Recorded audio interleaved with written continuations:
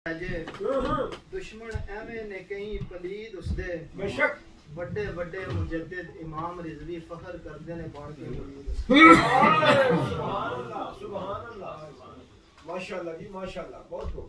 इमाम हजरत अस्कलानी रहमतुल्लाह तआला अलैह के आप वाक़यात सुन रहे थे। हमारे बुजुर्गों ने फरमाया है कि कोई रिवायत भी कोई आपको कहे कि इमाम इब्ने हजर ने बताई है तो जितनी देर आप उसको पढ़ न लें, तहकीक न कर लें, चाहे इब्ने जबर ने भी आपको बताई हो, फिर भी आप आगे नहीं उसको पहुंचा सकते। बहुत अच्छे। आजकल मार्केट के अंदर सबसे ज्यादा झूठी करामतें हुज़ूर गौसे पाक की सुनाई जाती है। पर और ये नहीं है कि कोई छोटे मोटे लोग हैं सुनाने वाले, बड़े बड़े पता नहीं क्या क्या अलकाबाद अपने नाम के साथ लगवाए हुए हैं, मेंबरों के ऊपर बैठते हैं, झूठी जली मन गढ़ंत किस्म की रवायतें हुज़ूर गौसे पाक की सुनाकर क़यामत वाले दिन हुज़ूर गौसे पाक के भी मुजरिम बने हुए हैं। उम्मत के अंदर फसाद फैलाया हुआ है, उम्मत के अंदर तफरकाबाजियां फैलाई हुई हैं। माज़अल्लाह नबी पाक सल्लल्लाहु अलैहि वसल्लम से भी बड़ी बड़ी चीजें हुज़ूर गौसे पाक की बताई। हुज़ूर गौसे पाक के साथ ऐसी ऐसी चीजों का जो निस्बत कर दी गई है, ऐसी ऐसी चीजें हुज़ूर गौसे पाक के साथ मंसूब की गई हैं जिनका दूर दूर से भी हुज़ूर गौसे पाक के साथ कोई लेना देना नहीं। उसमें सबसे बड़ा जो ये सेरा है झूठी करामतें सुनाने का, ये हमारे अहले सुन्नत के साथ है। और इसमें भी बड़े बड़े खुतबा, उलमा नहीं खुतबा जो 2-3 साल मदारस में पढ़ते हैं, उन्हें पता चल जाता है कि पढ़ने के काबिल मैं नहीं हूँ, फिर दरस से भाग जाते हैं। फिर उन्हें तकरीर करने का फन आता होता है, वो खतीब बन जाते हैं, वाइजीन बन जाते हैं, मिंबरों के ऊपर विराजमान हो जाते हैं, ताल्लुकात लोगों के साथ अच्छे होते हैं तो बड़े बड़े खतीब बन जाते हैं। सोशल मीडिया टीमें उनके पास अच्छी हैं, फिर उनके बयान वायरल किए जाते हैं।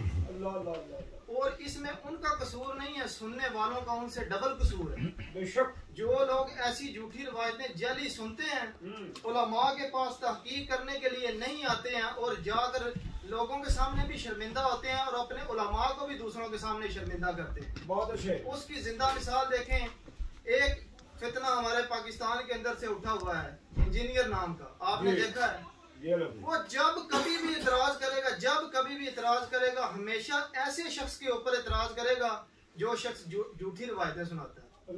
उसे कहीं किसी इल्मी मैदान के अंदर कभी उतरे, बताए कि अल्हम्दो की दाल के ऊपर पेश क्यों आई है, उसकी बला जाने कि क्यों आई है, नस्ताइनु असल में क्या था, उससे पूछ कर देखें इसके ऊपर कौन सा सीगा, ये सीगा क्या है, इसके ऊपर कानून कौन सा लगता है, ठीक है, नस्ताइनु पहले क्या था, इसका मादा बताओ, इसके हरूफ असलिया कौन से हैं, इसका बाप कौन सा है, ये चीजें उसका बाप भी नहीं बता सकता।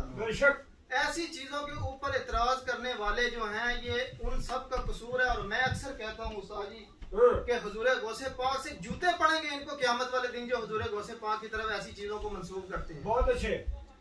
मेरा कोई मरीज तौबा किए बगैर नहीं मरेगा, तो नबी पाक सल्लल्लाहु अलैहि वसल्लम के उम्मती क्यों तौबा किए बगैर फौत हो जाते हैं? जो लोग जहन्नम के अंदर चले रत्ती बराबर जिनके सीने में ईमान होगा, क्या वो नबी पाक के उम्मती नहीं होंगे? बेशक। क्या हुजूर गौसे पाक ने आज के जमाने के लिए ये चीजें कहीं, अपने दौर के वो जो लोग सामने बैठे होते उनके बारे में ये चीजें इरशाद फरमाई थी। अपनी दुकानदारियां चमकाने के लिए, अपनी दुकानदारियों को मजीद 4 चांद लगाने के लिए पीरों के पास कुछ नहीं। क्या किसी पीर ने कभी बताया है कि हुजूर गौसे पाक ने 40 साल दरस निज़ामी पढ़ा? सुभान अल्लाह, 40 साल। हमारी इतनी उम्र है, 35-40 साल उम्र हो जाए इंसान को पता ही नहीं होता बेशक कि दरस निज़ामी चीज क्या है। हुजूर गौसे पाक ने 40 साल दरस निज़ामी पढ़ा है। क्या कोई पीर ऐसा जमाने के अंदर आज उठाकर दिखाने के इस बंदे ने 40 साल दरस निज़ामी पढ़ा हुआ है? लेकिन जिन लोगों को 40 साल हो गया मसनद पर बैठकर लोगों को पढ़ाते हुए, आज किसी बंदे को पता भी है कि ये औलिया अल्लाह हमारे अंदर मौजूद है। और मैं सबसे बड़ी बात, इस वक्त के सबसे बड़े, मैं समझता हूँ, आप समझे या ना समझे, हमारे बाबा जी रहमतुल्लाह तआला अलैह अक्सर फरमाया करते थे, कहते थे कि तैयब अल्लाह का वली है। खुदा की कसम ये बात उन्होंने कितनी मरतबा मुझे बताई है। वजह क्या है? देखिए, इतना इल्म हो ना बंदे के पास, खुदा की कसम बंदा मिटता ही नहीं है, ऐसा हो जाता है इल्म का लोगों को। और माज़अल्लाह फिर हैजा क्या होता है कि कभी सहाबा किराम के खिलाफ बकवास शुरू करते हैं, कभी अहले बैत के खिलाफ बकवास शुरू करते हैं, कभी औलिया अल्लाह के खिलाफ बकवास शुरू करते हैं। और ये भी नहीं कि हम माज़अल्लाह को औलिया अल्लाह के मुनकिर हैं, मुतलकन औलिया अल्लाह का मुनकिर काफिर है। बहुत अच्छे।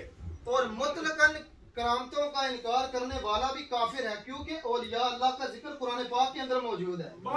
करामतें जो हैं ये कुरान पाक के अंदर बयान की है। अगर कोई बंदा कहना वली शली होंदे ही कोई किसी वली को नहीं मानते, वो बंदा दायरे इस्लाम से खारिज है, क्योंकि कुरान पाक के अंदर औलिया अल्लाह का जिक्र किया गया। हज़रत मरियम कौन थी? ठीक है, वो जो तख्ते बिल्कीस लेकर आए थे जिनका जिक्र कुरान में मौजूद, वो कौन थे? सहाबा काफ कौन थे? कोई और नबी तो नहीं थे ना, औलिया थे अपने जमाने के अंदर।